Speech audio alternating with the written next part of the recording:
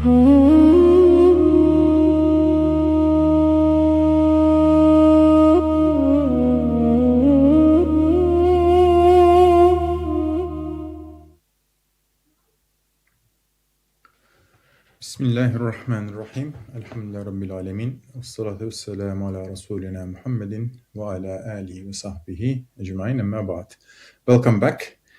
We have started reading the 20th flush few lessons ago. And today we are going to read the last of the 7 causes that Bediüzzaman sets out to explain why there is rivalry among believers and why there is a visible consensus among disbelievers. So that was the question which was asked to Bediüzzaman, and he says, I'm gonna explain 7 causes why this is happening. So today we are going to read the 7th cause, and we are going to wrap up the 20th flush, and we are going to continue with the 21st on the next session. So without further ado, let's look at the text, the seventh cause.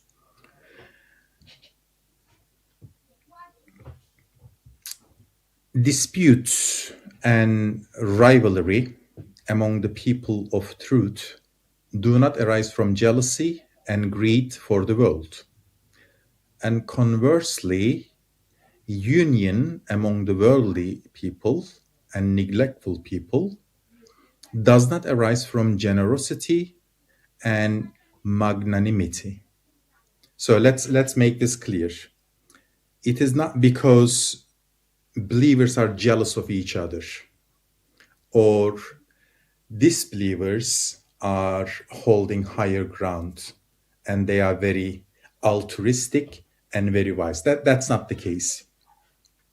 It is rather the people of truth are unable to preserve fully the magnanimity and high aspiration that proceeds from the truth, or the laudable form of competition that exists on God's path.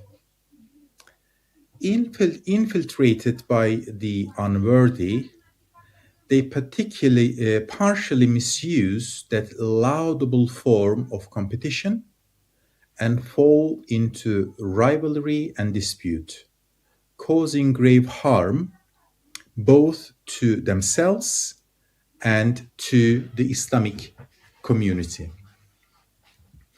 I think we should give a bit of a background here. When this piece was written, probably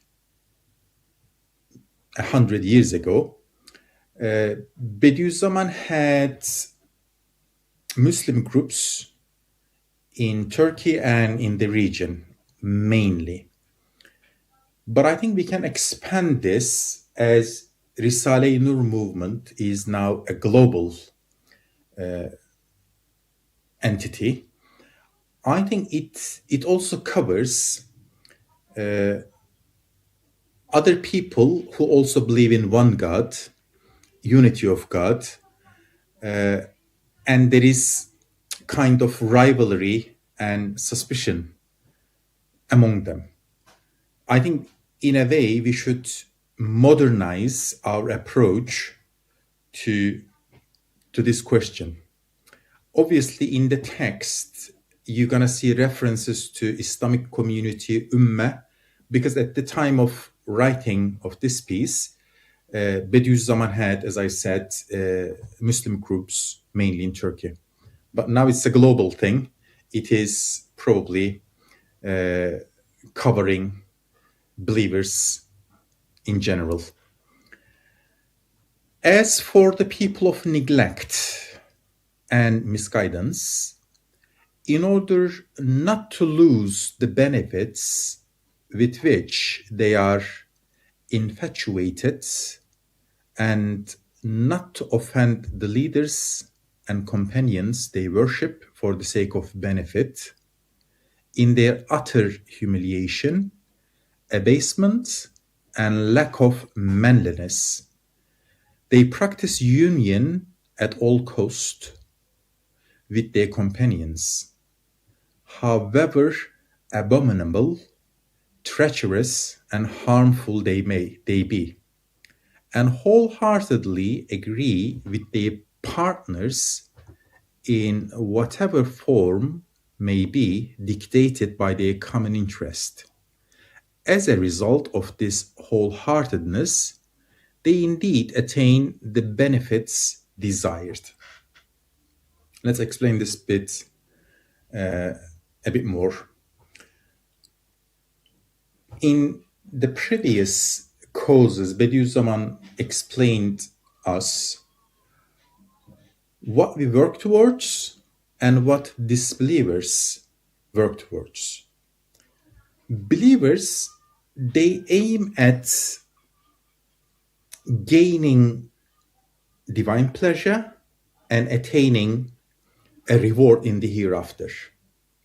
So this is kind of the ultimate target. Whereas disbelievers, because they do not believe the hereafter, all their focus is whatever they might potentially gain in this world. In one place, Bediüzzaman makes it clear that one reason why disbelievers are seemingly more successful than believers, because they genuinely, sincerely work towards their targets in this world. Whereas believers, they really don't care whether they reach their targets in this world or not, because it doesn't really matter. As I said, they work towards gaining rewards in the hereafter.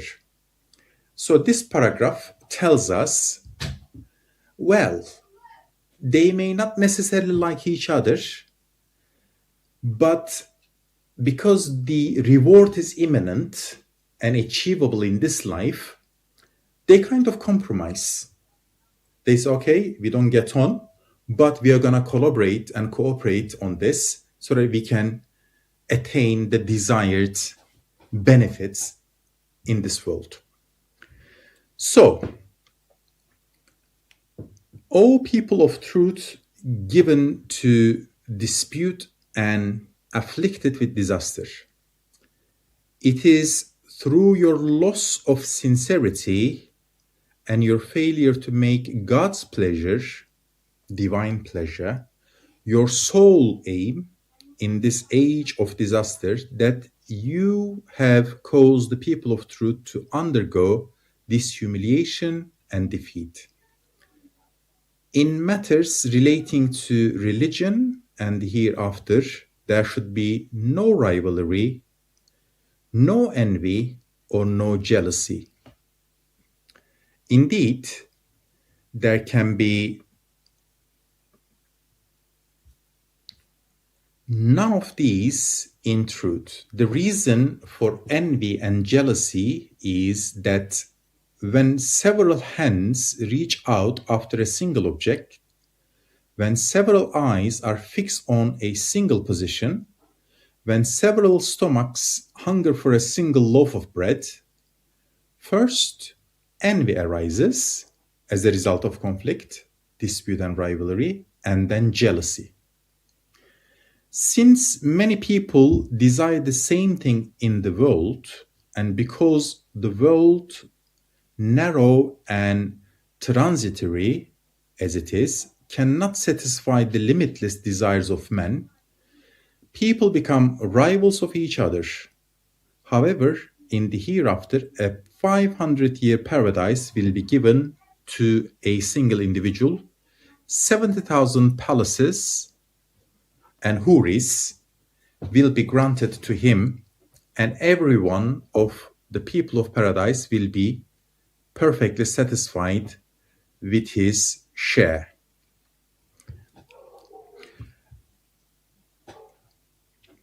There is this explanation in Risale-i Nur which explains this point.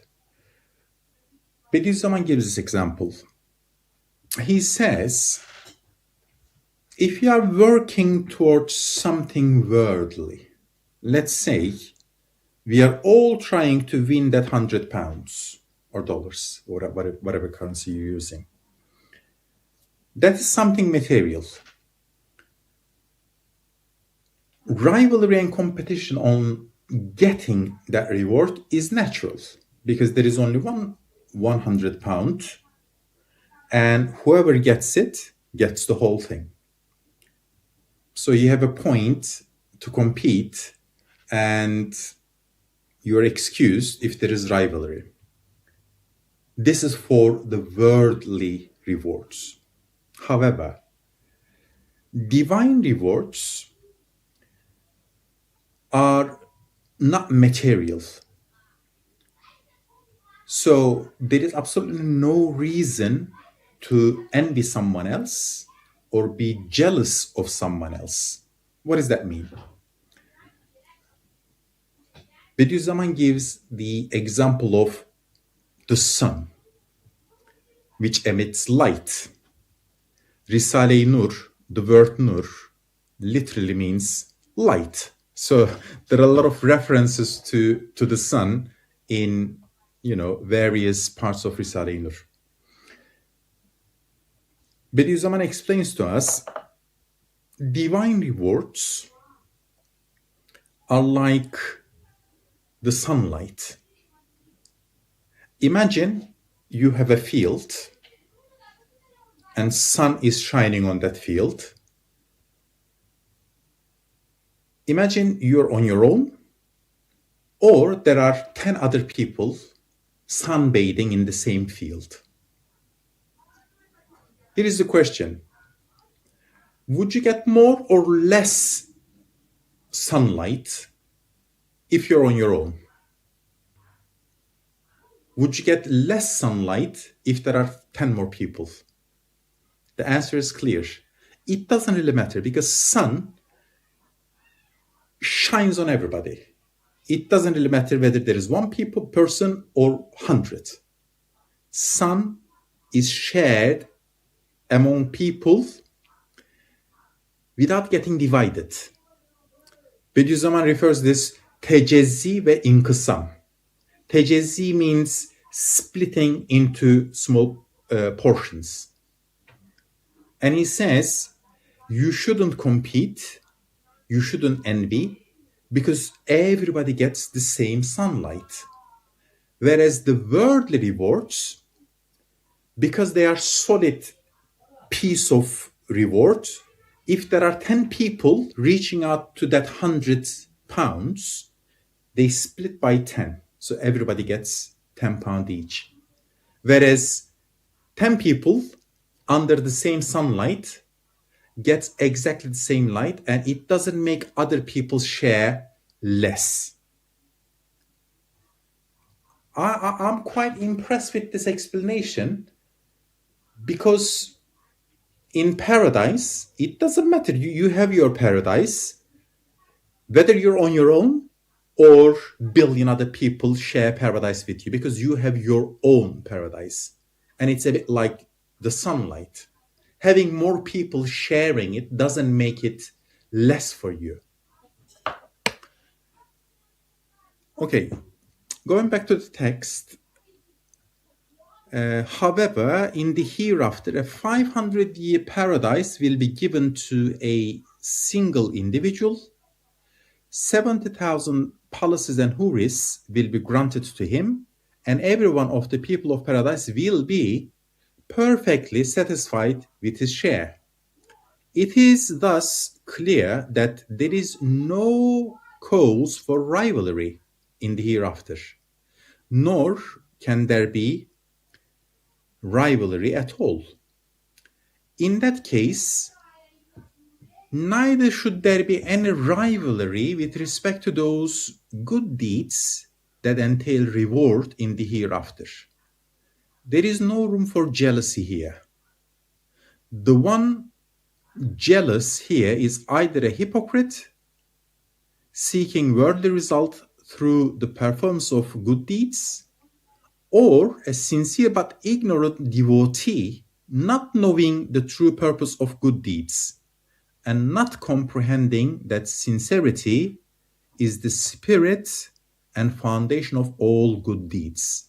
By cultivating a kind of rivalry and hostility toward God's saints, he is in fact placing in doubt the breadth of God's compassion.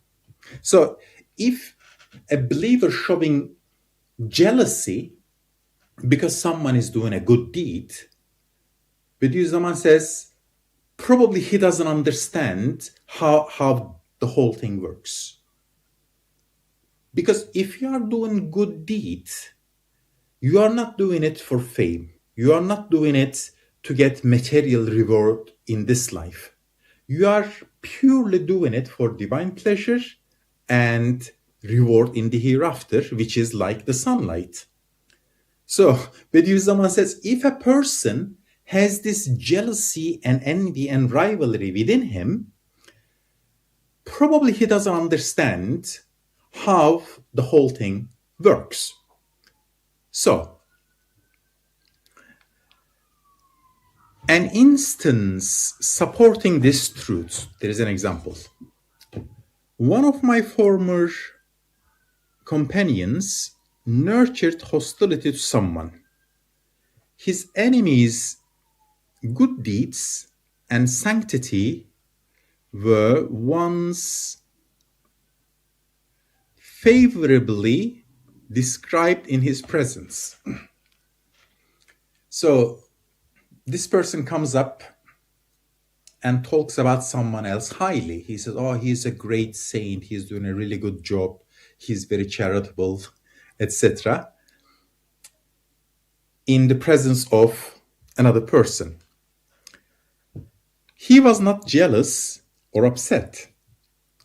Then someone said, that enemy of yours is courageous and strong. We saw a strong vein of jealousy and rivalry suddenly appearing in that man. We said to him, sanctity and righteousness bestow a strength and exaltation like a jewel of eternal life. Yet you are not jealous of them.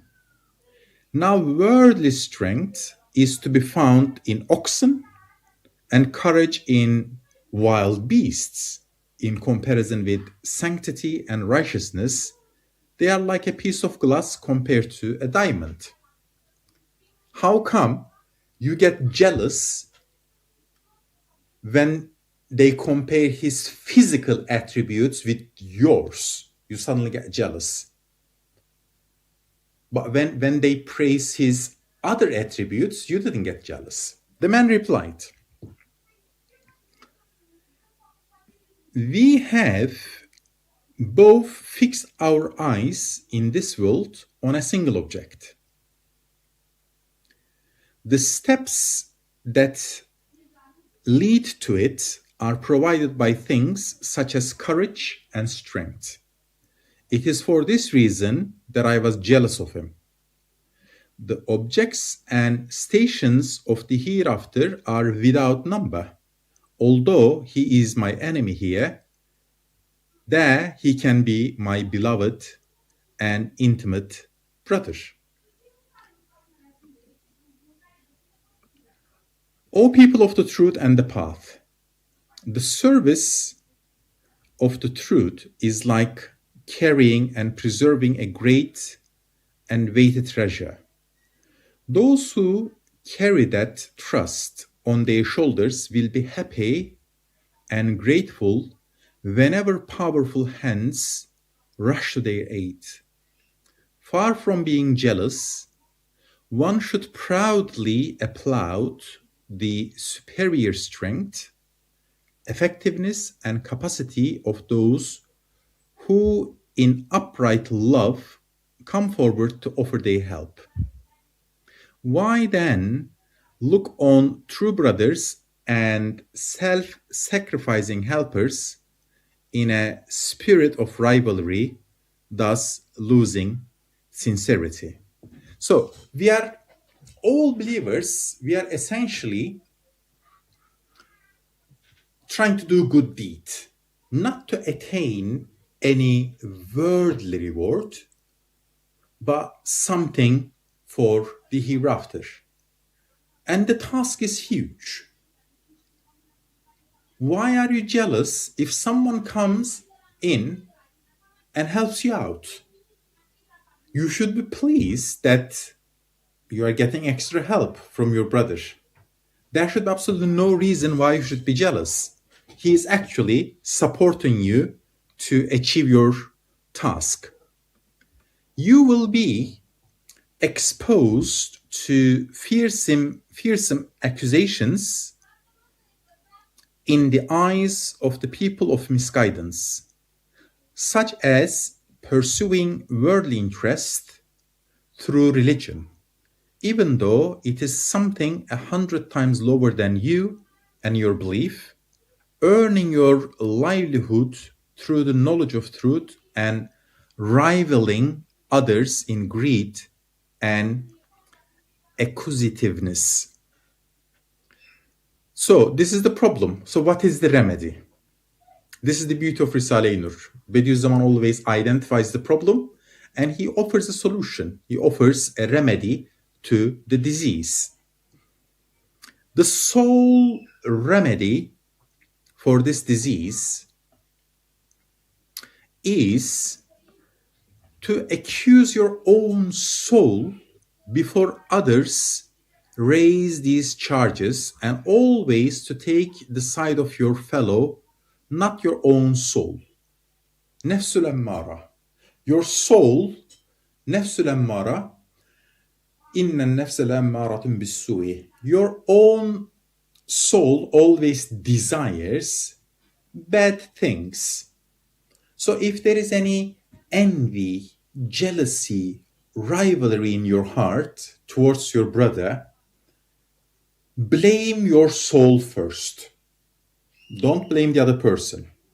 Always blame your soul. The rule of truth and equity established by the scholars of the art of debate is this: whoever desires in debate on any subject that his own word should turn out to be true, whoever is happy that he turns out to be right and his enemy to be wrong and mistaken, such a person has acted unjustly. Not only that, such a person loses, for when he emerges the victor in such a debate, he has not learned anything previously unknown to him, and his probable pride will cause him loss. But if his adversary turns out to be right, he will have learned something previously unknown to him, and thereby gain something without any loss, as well as being saved from pride.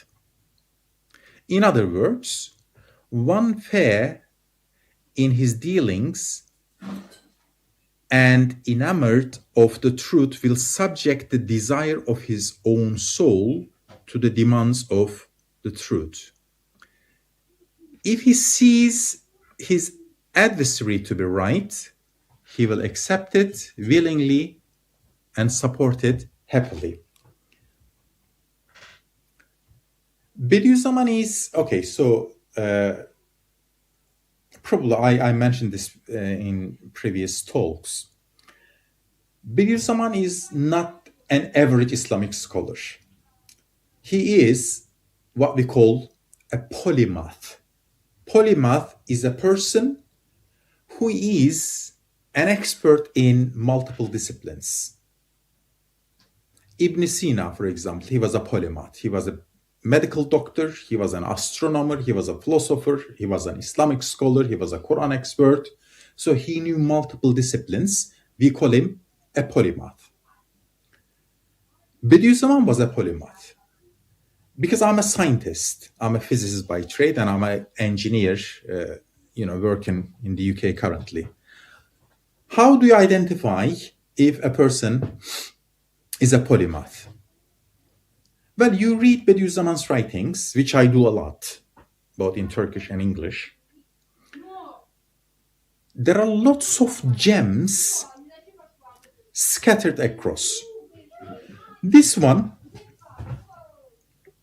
is about how to conduct a debate, how to interact with another person. It is like human psychology. It is like personal betterment strategy. Probably these days you watch this kind of shorts and reels on social media and places.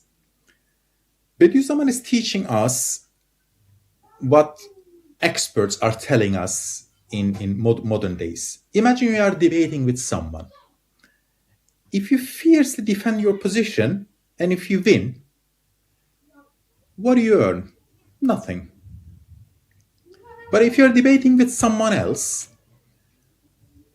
and it turns out his claim was right, yes, you have lost the debate. But in terms of absolute value, you're the winner. Because he didn't earn anything, but you did. You thought this is how it is, and it turns out, no.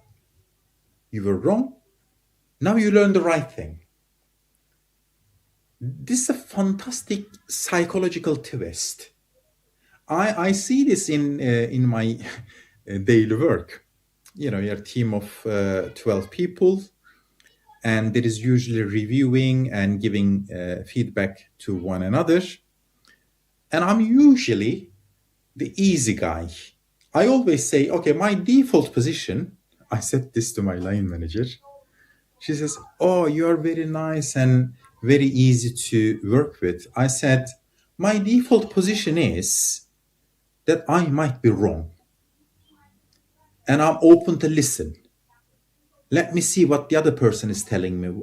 Let me see what the other guy is proposing. And I'm always ready to give up my ideas because the other person may be right. And that way you continuously improve. You become a better person. You become more knowledgeable because you're open to receive criticisms. You're open to improve yourself. And this is in Risale-i Nur. I think this is a golden nugget. I'm just gonna go back to previous page and I'm gonna read this, the debate bit. Okay, so I'm gonna start the paragraph of the soul remedy. I'll read from. Okay, whoever desires, I'm gonna start from reading there in the previous page. Whoever desires in debate on any subject that his own word should turn out to be true. Whoever is happy that he turns out to be right and his enemy to be wrong and mistaken, such a person has acted unjustly. Not only that, such a person loses, for when he emerges the victor in such a debate, he has not learned anything previously unknown to him, and his probable pride will cause him loss.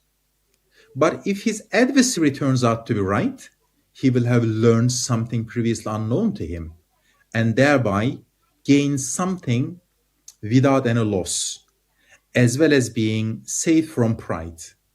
In other words, one fair in his dealings and enamored of the truth will subject the desire of his own soul to the demands of the truth. If he sees his adversary to be right, he will accept it willingly and support it happily. Okay, let's finish off with the last paragraph. If then the people of religion, the people of truth, people of the book, the people of the path, and the people of learning take this principle as their guide, they will attain sincerity and be successful in those duties that prepare them for the hereafter. Through God's mercy, they will be delivered from his appalling wretchedness and misfortune from which they presently suffer. And this is, when you see Quran chapter 2, verse 32, this is Surah Al-Baqarah, there is a pattern throughout Risale-i Nur. Bediüzzaman writes a chapter, Risale, explains a Quranic verse, and he usually finishes with this Quranic verse, Subhanaka la ilma lana illa ma 'allamtana innaka antal alimul hakim, which translates into this: Glory be unto you. We have no knowledge save that which you have taught us. Indeed, you are all-knowing, all-wise. So we finish with this Quranic verse, and that also brought us to the end of the 20th flush. When I started this topic on sincerity few sessions back, I explained this. Probably I'm going to be repeating myself, but there is benefit in repetition. At-tekrarul ahsan. Sincerity is dealt with in 2 chapters in Risale-i Nur, the 20th flush and 21st flush. 20th flush we have just finished answers that question with 7 points. We have covered the 7th point in this lesson. That is the 20th flush. Next time, we're gonna start with the 21st flush, again on sincerity. This time, Bediüzzaman is going to tell us 4 tactics, 4 strategies to stick to attain sincerity. And he's gonna tell us 4 things to avoid in order not to lose sincerity. So, inshallah, we're gonna start on the 21st flush on our next lesson. Thanks for listening, and I'll see you on the next one. Wassalamu alaikum.